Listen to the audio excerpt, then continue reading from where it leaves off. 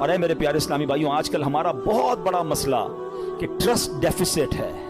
ہمیں دنیا والوں پر بھروسہ ہے، ہمیں رب پر بھروسہ نہیں ہے. ہم سب پر بھروسہ کرتے ہیں، ہم رب پر بھروسہ نہیں کرتے. ہماری جو ہے نا اللہ سے دوستی کمزور ہو گئی ہے. ہمیں لگتا ہے نہیں یار یہ مسئلہ کیسے ہے، جب تک یہ بندہ نہیں ملے گا نا، جب تک یہ فون نہیں کرے گا، جب تک اس سے میرا کانٹیکٹ ڈیولپ نہیں ہوگا، میرا کاروبار ہی نہیں بڑھے گا، میرا مسئلہ ہی حل نہیں ہوگا. یہ ہماری بھول ہے. میں آپ کو کچھ انشاءاللہ حدیثیں سناتا ہوں، پھر اس ٹاپک پہ مزید بات کرتے ہیں کہ اللہ کے حبیب علیہ الصلوۃ والسلام کیا فرماتے ہیں. اللہ کے نبی علیہ الصلوۃ والسلام فرماتے ہیں، یہ جو یہ توکل ہے نا، اس کے بارے میں آپ فرماتے ہیں کہ اگر تم ایسا توکل کرو کہ جیسا توکل کرنے کا حق ہے تو اللہ کریم تمہیں ایسے عطا فرمائے گا جیسے پرندوں کو روزی عطا فرماتا ہے. اب یہ اتنے سارے پرندے ہیں، ان کی روزی کا انتظام کیا ہے؟ اتنا کمال کا یہ سٹڈی اگر آپ کریں، اور حدیث میں آیا نا کہ اللہ ایسے روزی دے گا جیسے پرندوں کو دیتا ہے.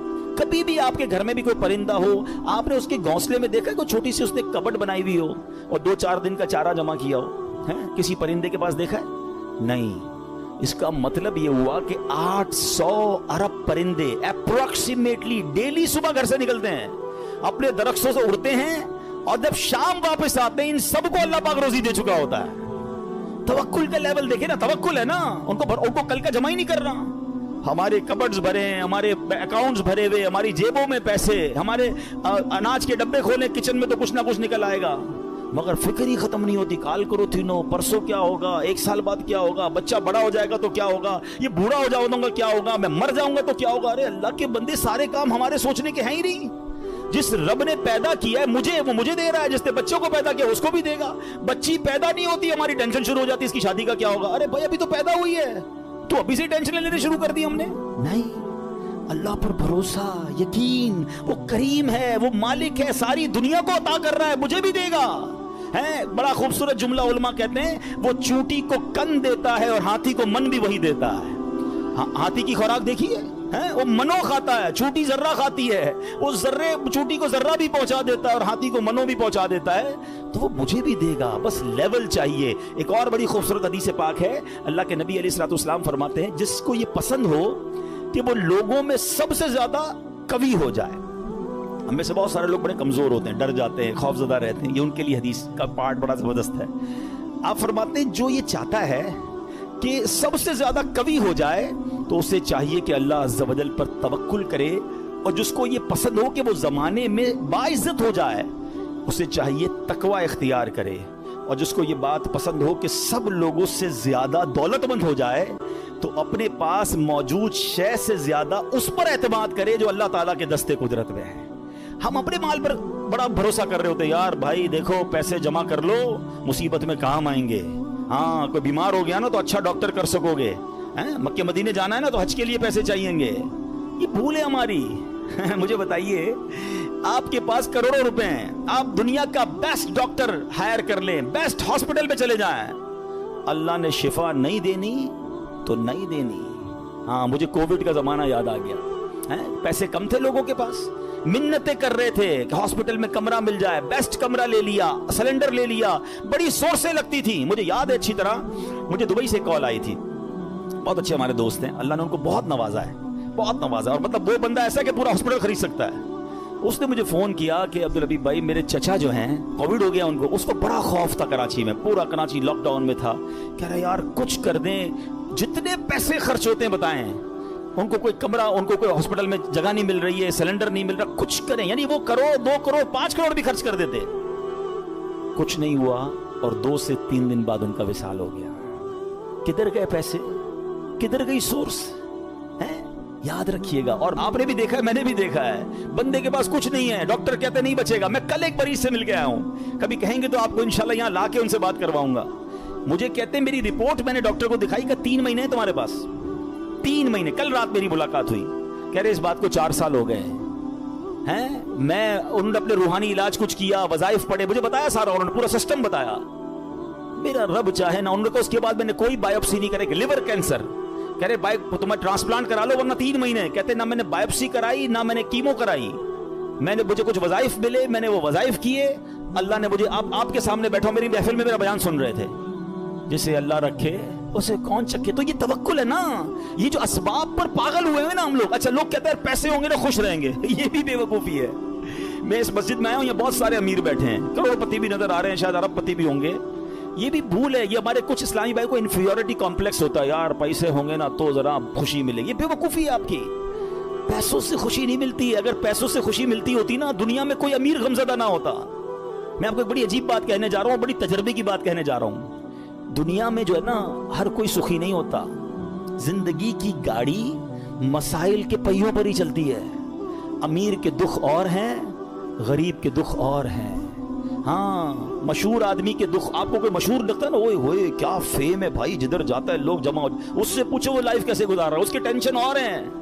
جس کو کوئی نہیں جانتا اس کی ٹینشن اور ہے. کاروبار کرنا چاہیے جناب، کاروبار میں بڑو مزو ہے. کاروباری کے دکھ اور ہیں، نوکری والے کے دکھ اور ہیں. تو یہ دنیا مسائل کے ساتھ ہی چلے گی. آپ کو اللہ کی رضا پر راضی رہنا ہے.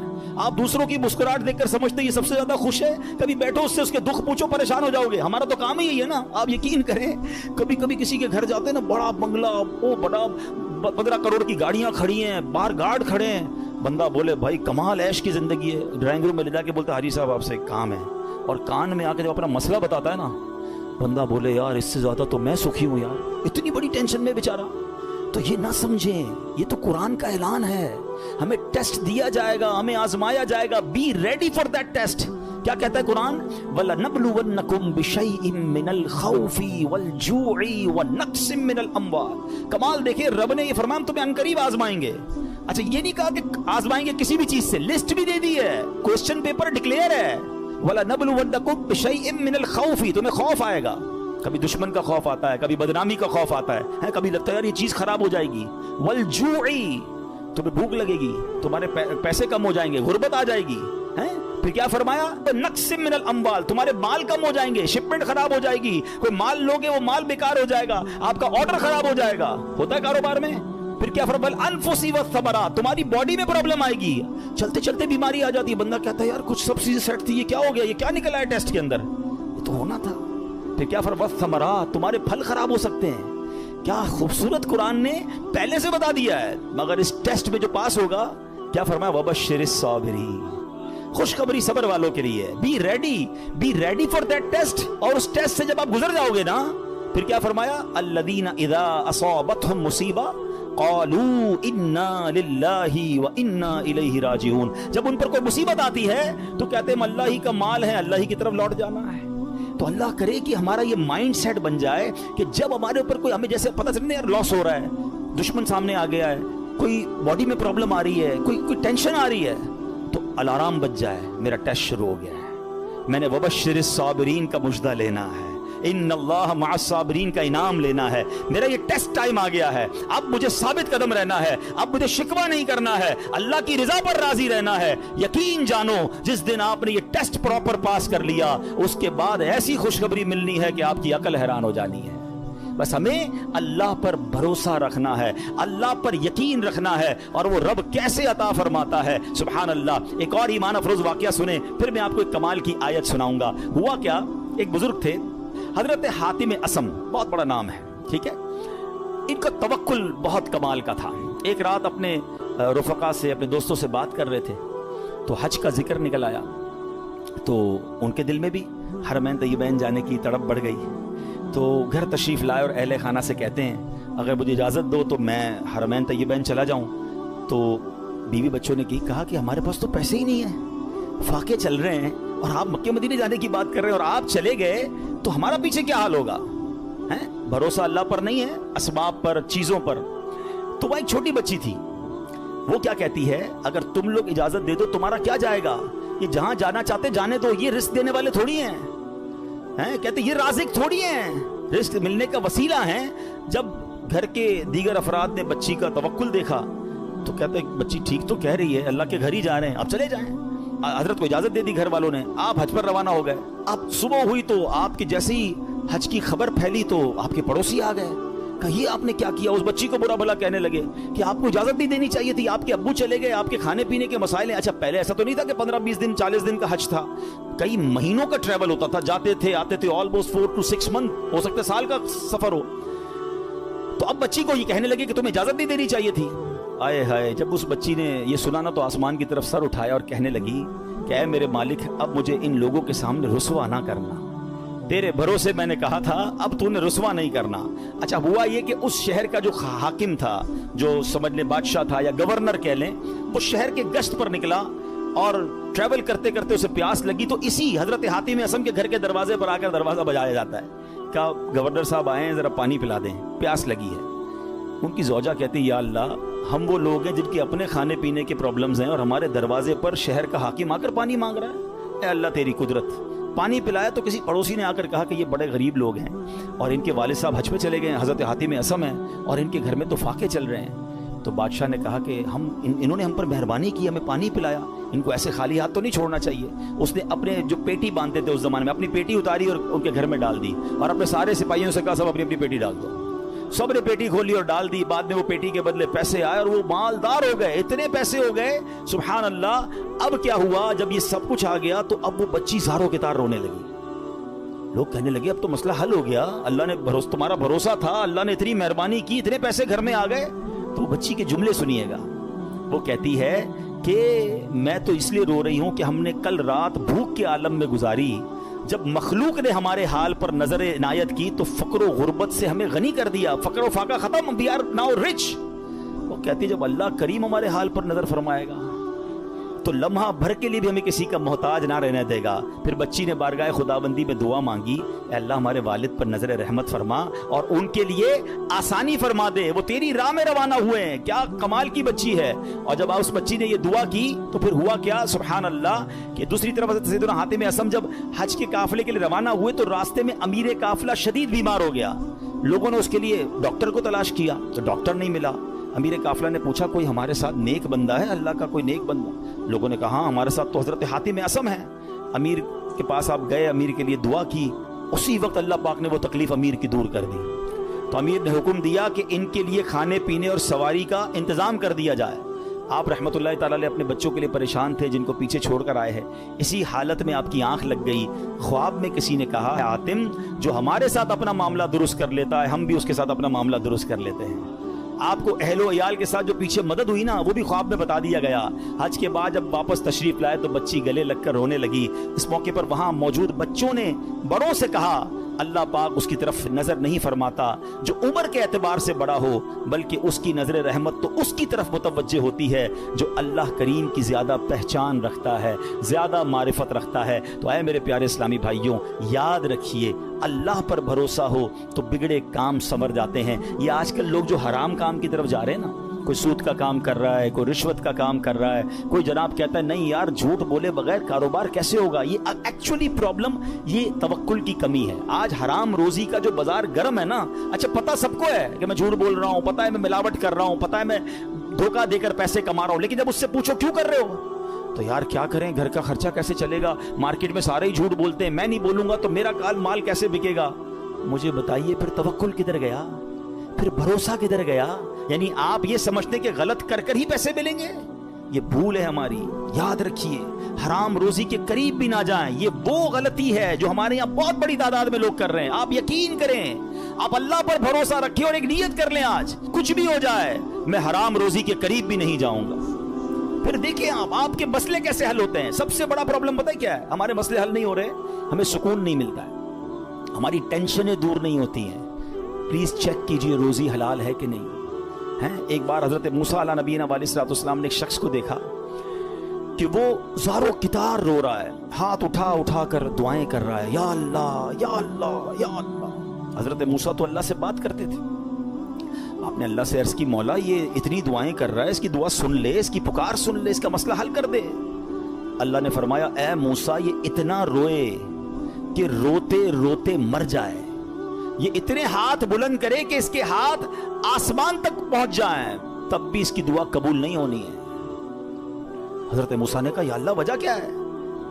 فرمایا یہ حرام کھاتا ہے، حرام پہنتا ہے اور اس کے گھر میں حرام مال ہے، خدا را اس سے نکل آئیے۔ ہمت کیجئے، ایک بار آپ بھروسہ کیجئے اللہ پر۔ مجھے اندازہ ہے اس طرح کے بیان ہوتے ہیں نا تو ڈبل مائنڈڈ ہو جاتا ہے بندہ، یار بات ٹھیک ہو رہی ہے مگر پورا امپائر کھڑا ہوا ہے، پوری فیکٹری چل رہی ہے، پورا بزنس ہی سود پہ چل رہا ہے، جھوٹ پہ چل رہا ہے، بہت ساری غلطیاں ہیں، کیسے نکلوں؟ اللہ سے مدد مانگنی ہے، وہ کریم ہے, وہ ضرور مدد فرمائے گا. ایک اور بات سنیے, یہ بعض اوقات فیملی پریشر کی وجہ سے بھی لوگ حرام کی طرف جاتے ہیں, ڈیمانڈیں ختم نہیں ہوتی نا. ایک اور حدیث پاک سنیے, اللہ کرے میری بہنیں سن رہی ہوں, میری مائیں, میری بچیاں سن رہی ہوں, وہ بھی اس حدیث کو سنیں. پیارے آقا علیہ الصلوۃ والسلام نے ارشاد فرمایا, لوگوں پر ایک ایسا زمانہ آئے گا کہ مومن کو اپنا دین بچانے کے لیے ایک پہاڑ سے دوسرے پہاڑ اور ایک غار سے دوسرے غار کی طرف بھاگنا پڑے گا. اس وقت روزی اللہ عز و جل کی ناراضگی کے ذریعے ہی حاصل کی جائے گی, یعنی طریقہ بڑا مشکل ہو جائے گا حلال کمانے کا. پھر جب ایسا زمانہ آئے گا تو آدمی اپنے بیوی بچوں کے ہاتھوں ہلاک ہوگا. اچھا, بیوی بچے نہیں ہوں گے تو والدین کے ہاتھوں ہلاک ہوگا. اگر والدین نہ ہوئے تو رشتہ داروں اور پڑوسیوں کے ہاتھوں ہلاک ہوگا. صحابہ کرام نے عرض کی, حضور وہ کیسے, یعنی بندہ اپنے بیوی بچوں, پڑوسیوں, ماں باپ کے ہاتھوں کیسے ہلاک ہوگا؟ اب سنیے, اللہ کے حبیب علیہ الصلوۃ والسلام فرماتے ہیں, وہ اسے اس کی تنگ دستی پر عار دلائیں گے, اس کی غربت پر اسے شرم دلائیں گے, اور تو اپنے آپ کو ہلاکت میں ڈالنے والے کاموں میں مصروف کر دے گا اور انہی کے ہاتھوں ہلاک ہوگا. یہی کہتے ہیں نا گھر والے, تم نے کمایا ہی کیا, ابھی تک موٹر سائیکل پر ہو ہیں, ابھی تک جناب تم نے گھر کا فرنیچر چینج نہیں کیا, شادی ہو رہی ہے تم نے سونے کا زیور نہیں بنایا. گھر والوں کا پریشر, دوستوں کا پریشر, پڑوسیوں کے تانے. ایک وقت آئے گا کہ بندہ حرام کاموں کی طرف جائے گا اور پھر اللہ کو ناراض کرے گا اور انہی کے ہاتھوں ہلاک ہو جائے گا. یہاں میں آپ سب کو ایک بات عرض کرنا چاہتا ہوں, پلیز ایک بات یاد کر لو, پیسہ زیادہ ہونا کمال نہیں ہے, اچھا مال ہونا کمال ہے. ہمیں ہوتا پتہ کیا ہے کہ آپ بعض اوقات کسی امیر کو دیکھتے ہیں, آپ کو لگتا ہے یار اتنی گاڑیاں, اتنے بنگلے, جناب مزے میں تو یہ ہے, برکت اس میں ہے. نہیں, ایک جملہ آج یاد کر لیں, سب یاد کر لیں, برکت کوانٹٹی میں نہیں ہے, برکت کوالٹی میں ہے. کسی کے پاس اربوں روپے ہیں, حرام کے ہیں, سکون نہیں ہے, سو نہیں پا رہا, بچے بیمار, نافرمان, گناہگار, وہ پیسے کس کام کے ہیں؟ اور کسی کے پاس تھوڑے ہیں مگر حلال کے ہیں, سکون کی نیند آتی ہے, بڑی بیماری سے اللہ نے بچایا, بچے اور فیملی نیکوکار ہیں. بتاؤ کون زیادہ سکون میں, کون برکت والا ہے؟ پلیز حلال کی طرف توجہ رکھیں. ہمارا سب کا ایک ہی مسئلہ ہے کہ اگر ہماری دعائیں قبول ہونا شروع ہو جائیں, ہمارے سارے مسئلے حل ہو جائیں گے. تو دعائیں کیسے قبول ہوں گی؟ ایک سوال کیا گیا پیارے آقا علیہ الصلوۃ والسلام کی بارگاہ میں, حضور, اور سوال کرنے والے عشرہ مبشرہ میں سے صحابی ہیں, حضرت سعد بن ابی وقاص رضی اللہ تعالیٰ عنہ. کوسچن کتنا پیارا ہے, کہتے حضور میں مستجاب الدعوات بننا چاہتا ہوں. مستجاب الدعوات کس کو کہتے ہیں؟ جو دعا مانگے وہ دعا قبول ہو جائے. کون کون بننا چاہتا ہے ہم میں سے؟ آئے ہائے, بس آپ اس کی خوبصورتی سمجھیں. اگر میں اور آپ مستجاب الدعوات بن گئے, سارے پرابلم سالو نا, whatever problem and calamity come towards me, میں دعا کروں گا ختم ہو جائے گی. ایسا ہی ہے نا. اب نبی پاک علیہ الصلوۃ والسلام نے اس بیوٹیفل کوسچن کا آنسر کوئی بہت بڑا نہیں دیا. اللہ کے نبی علیہ الصلوۃ والسلام نے ون لائنر آنسر دیا. آقا نے فرمایا, اے سعد, اپنی غذا پاکیزہ کر لو تو مستجاب الدعوات بن جاؤ گے. ہائے ہائے, واٹ اے بیوٹیفل وے. بس ہمارا نوالا پاکیزہ ہو, ہمارا رزق پاکیزہ ہو. چھوڑ دو ملٹیپلیکیشن کو, یار وہ آگے بڑھ گیا, میرا تو پھر 2000 گز کا بنگلہ کیسے بنے گا, تو V8 کدھر سے لوں گا, تو جناب اتنا ٹریول کیسے ہوگا. یہ سب چھوڑ دیں آپ ہمت رکھیں. اور میں آپ کو ایک اور جملہ آج بتا دیتا ہوں, جس شخص نے حرام کو چھوڑا ہے نا, وہ نیچے نہیں گیا ہے. دوبارہ شروع میں نے کیا کہا تھا, ایک میرا اور آپ کا کیلکولیٹر ہے, ایک رحمت کا کیلکولیٹر ہے. آپ مجھے ایک بات کا جواب دیں. میں نے کئی بار یہ واقعہ بیان کیا, چلو میں اس کو شارٹ کر دیتا ہوں. ایک مبلغ کو ایک بندہ ملا اور کہتا ہے, جناب میں آپ کا بیان سنا اور مجھے ذہن بن گیا حرام چھوڑنے کا. یورپ کی بات ہے. وہ کہتے ہیں میرے اسٹور پہ شراب بکتی ہے, اور بھی سامان بیچتا ہوں, لیکن شراب بھی بیچتا ہوں. میں شراب بیچنا چھوڑوں گا, پیسے ہی پورے نہیں ہوں گے, کرایہ ہی نہیں نکلے گا, بچوں کا کیا ہوگا. تو اس مبلغ نے اس بندے کو یہ کہا, جو میں آپ سب کو اور میرے ویورز کو بھی کہنا چاہتا ہوں, کہ یار ایک بات بتاؤ, تم حرام کما رہے ہو؟ کہتا ہے ہاں. اللہ دے رہا ہے, روزی مل رہی ہے؟ کہا مل رہی ہے. تم حلال کماؤ گے تو کیا وہ روزی بند کر دے گا؟ مجھے بتائیں نا, رزق دینے والا کون ہے, رازق کون ہے؟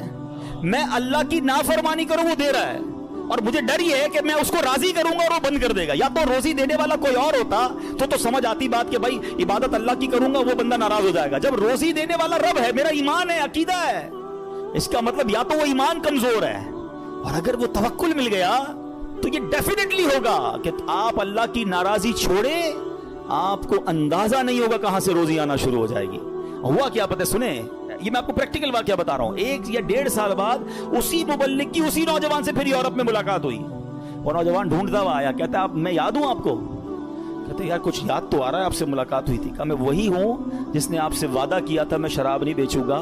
آپ نے کہا تھا کہ اللہ تمہاری روزی میں برکت دے گا، ایسا ہی ہوا ہے، میں نے شراب بیچنا چھوڑ دی، پتہ نہیں کدھر سے روزی آ رہی ہے، اللہ نے برکت ڈال دی ہے. یہ ایک ٹیسٹ ہوتا ہے، یہ ایک پلان آپ کو پہلے لگے گا نہیں ہوگا، اور بعض اوقات کچھ دنوں تک آزمایا بھی جائے گا. آپ بولیں یار مولانا صاحب نے کہا تھا کہ بھائی حرام چھوڑ دو، پیسے زیادہ ہو جائیں گے، میں تو روز کی رشوت 10,000 روپے لیتا تھا، میں نے چھوڑ دی، آج تو 11,000 روپے نہیں آئے. ایسا نہیں ہوگا، کچھ دن آزمایا جائے گا.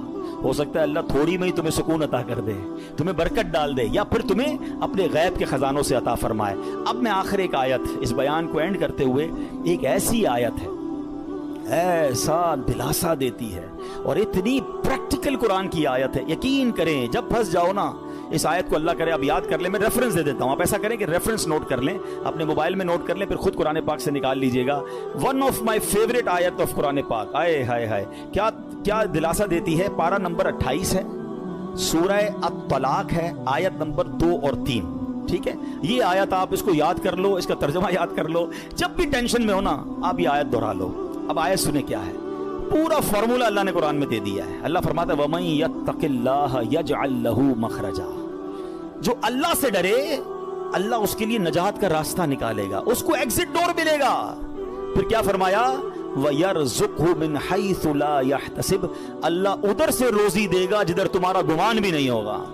اچھا اب اس کو تھوڑا پریکٹیکلی کرتے ہیں. ٹھیک ہے، یہ سفید داڑھی والے بزرگ بیٹھے ہیں، مور دین 50 ایئرز جتنے بیٹھے ہیں نا، میں نے کبھی آپ سے بات نہیں کی ہوگی اس موضوع پر، مگر آج میں بہت عجیب سا دعویٰ کرنے جا رہا ہوں. جتنے یا 50 سال سے بڑی عمر کے بیٹھے یا 45 سے پلس ہے نا، اب میں جو جملہ کہنے جا رہا ہوں آپ سب سے پوچھ لیجئے گا. آپ کی زندگی میں ایک بار کم از کم، اس سے زیادہ بھی ہو سکتا ہے، ایک بار ایسا ضرور ہوا ہوگا کہ آپ کو لگا ہوگا یار بس اب ختم، پھنس گئے بھائی، بڑا معاملہ آ گیا ہے، اب نہیں نکل سکتا، ادھر سے نکلوں گا کیسے. اور آپ ایسے نکلے ہوگے کہ آج جب آپ سوچتے تو آپ حیران ہیں یار میں اس پرابلم سے نکلا کیسے. کیلکولیٹر کہتا تھا قرضہ بہت ہو گیا ہے، نقصان بڑا ہو گیا ہے، پیسے پھنس گئے، کہیں کوئی پیسوں کا معاملہ ہوا ہوگا، کوئی بیماری کا معاملہ ہوا ہوگا، کوئی فیملی پرابلم ہوا ہوگا. مگر آج سوچتا ہوں تو حیران ہو جاتا ہوں. ایسا ہوا ہے؟ سب کے کئی لوگوں کے سر ہل رہے ہیں. اس کا مطلب کیا ہے؟ جو اللہ سے ڈرے اللہ اس کے لیے نجات کا راستہ نکالتا ہے. وَيَرْزُقْهُ مِنْ حَيْثُ لَا يَحْتَسِبُ. اللہ ادھر سے روزی دیتا ہے جدھر تمہارا گمان بھی نہیں ہوتا. جو لوگ اس بھروسے سے ہٹ جاتے نا، دیکھیں واٹ از دا کانسیکوینسز. اگر ہم توکل کو چھوڑتے تو اس کا پتہ ہے پرابلم کیا ہوتا ہے. میں نے میرے بیان کا ٹاپک آج ہم نے اسی لیے رکھا توکل ضروری کیوں ہے. آج ڈپریشن بڑھ رہا ہے، آج سوسائڈز بڑھ رہے ہیں، آج لوگ جناب اللہ سے مایوسی کی باتیں کر رہے ہیں. کیوں؟ توکل ختم ہو گیا. توکل ایکچولی اینٹی ڈپریشن ہے. اگر آپ بھروسہ اللہ پر کر لینا، دنیا کی کوئی بھی چیز سامنے آ جائے. ہمیں کسی نے آگ میں نہیں ڈالا، حضرت ابراہیم کو تو آگ میں ڈالا نا. ایسے بہت سارے بدر کا واقعہ ہم نے سنا. 313 لوگوں کو کیا تھا جذبہ؟ توکل تھا کہ اللہ کے نبی ساتھ ہیں، ہم راضی ہیں، اور اللہ نے فرشتے بھیج دیے. تو ایکچولی یہ ڈپریشن سے نکلنا ہے، سوسائڈ کے خیال دماغ میں نہ آئے تو ہمیں اسٹرانگلی اللہ پر بلیو کرنا ہوگا. یہ آیت بتا رہی ہے وَيَرْزُقْهُ مِنْ حَيْثُ لَا يَحْتَسِبُ. اللہ ادھر سے روزی دے گا ادھر تمہارا گمان بھی نہیں ہوگا. پھر اللہ آگے کیا فرماتا ہے وَمَن يَتَوَكَّلْ عَلَى اللَّهِ فَهُوَ حَسْبُهُ. جو اللہ پر بھروسہ کرے اللہ اس کے لیے کافی ہے. Actually this is the message of Quran. Allah پر بھروسہ نہیں ہے تو آپ پریشان ہی رہیں گے، اور اللہ پر بھروسہ کر لیں پھر دیکھیں آپ کیسے نکلتے ہیں. ہم دنیا والوں کو اپنی پرابلمز بتاتے ہیں. میں آج آخر میں آپ کو ایک بات بتانا چاہتا ہوں، نہ بتایا کرو دنیا والوں کو اپنے مسائل. ہاں مت بات کیا کرو. کوئی کچھ کرتا بھی نہیں ہے اور کر سکتا بھی نہیں ہے. میری بیماری کون دور کر سکتا ہے؟ میرا پرابلم، کیونکہ سارے مسائل حل ہونے اللہ کی بارگاہ سے ہیں. دنیا والوں سے ہم بات کرتے ہیں نا، لوگ انجوائے کرتے ہیں، لوگ ہماری بات پر مزے لے رہے ہوتے ہیں. ہمارے سامنے نہیں کہتے، ہمارے بعد لوگوں کو بتاتے ہیں آیا تھا میرے پاس، اس کا فلاں مسئلہ ہے، اس کا فلاں پرابلم ہے. ہاں بڑی بڑی باتیں کرتا ہے یہ والے پرابلم میں. یعنی ہماری پرابلم سے دنیا والے انجوائے کر رہے ہوتے ہیں. کیوں بتاتے ہو دنیا والوں کو بھائی؟ کسی کا احسان کیوں اٹھائیں، کسی کو حالات کیوں بتائیں؟ تم ہی سے مانگیں گے تم ہی دو گے، تمہارے در سے ہی لو لگی ہے. وہ شاعر کہتے ہیں نا، دنیا والے تو درد دیتے ہیں، دنیا والے تو درد دیتے ہیں، درد دل کی دوا مدینہ ہے، درد دل کی دوا. اور کیوں ہو مایوس اے مریضوں تم، کیوں ہو مایوس اے مریضوں تم، آؤ دارو شفا مدینہ ہے۔ تو ہمیں اللہ اور اس کے رسول کی طرف نظر رکھنی ہے، ہم نے دنیا والوں کو نہیں بتانا ہے۔ تو ہمیں اللہ پر جب بھروسہ ہوگا نا، میں آپ کو مشورہ دیتا ہوں، آپ اللہ سے باتیں کیا کرو،